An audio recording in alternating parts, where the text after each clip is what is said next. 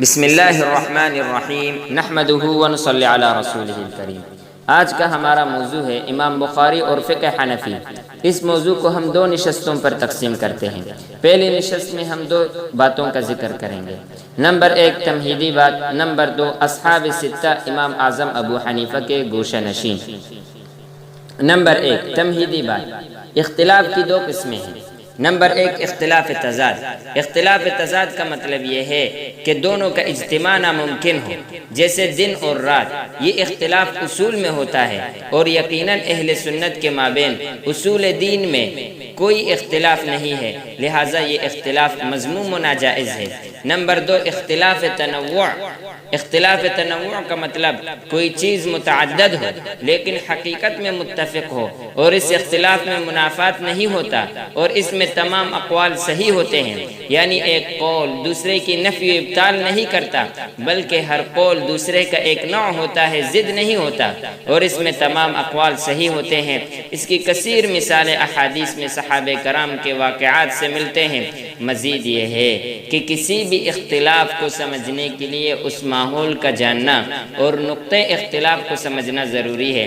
ہمارے علمی ماضی کا ایک حسن یہ بھی ہے کہ وہ اختلاف کے ساتھ ساتھ انتہائی درجہ محبت و عقیدت رکھتے تھے۔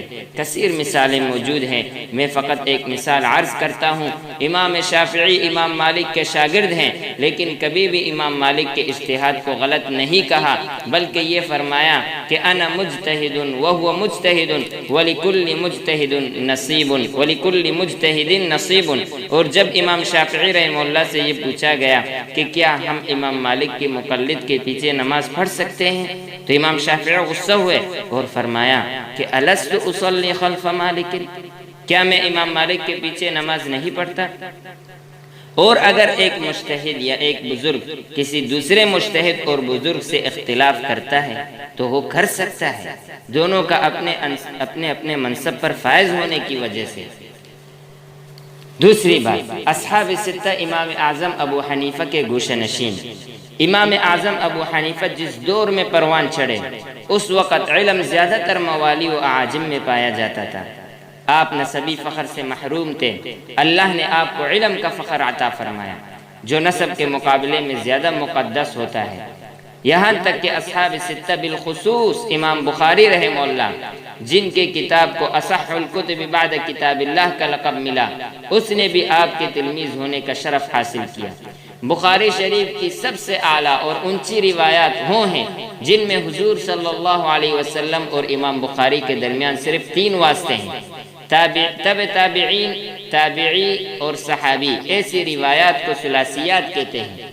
بخاری شریف میں کل 22 ثلاثیات ہیں، جن میں سے 11 روایات مکی ابن ابراہیم سے، 6 امام ابو عاصم النبیل سے، اور 3 محمد بن عبداللہ الانصاری اور 1 خلاد بن یحییٰ سے ہیں، اور 1 عصام بن خالد الحمصی سے ہیں۔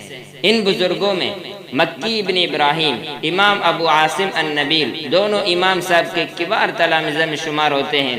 تیسرے بزرگ محمد بن عبداللہ الانصاری حضرت امام اعظم کے تلامذہ میں ہیں۔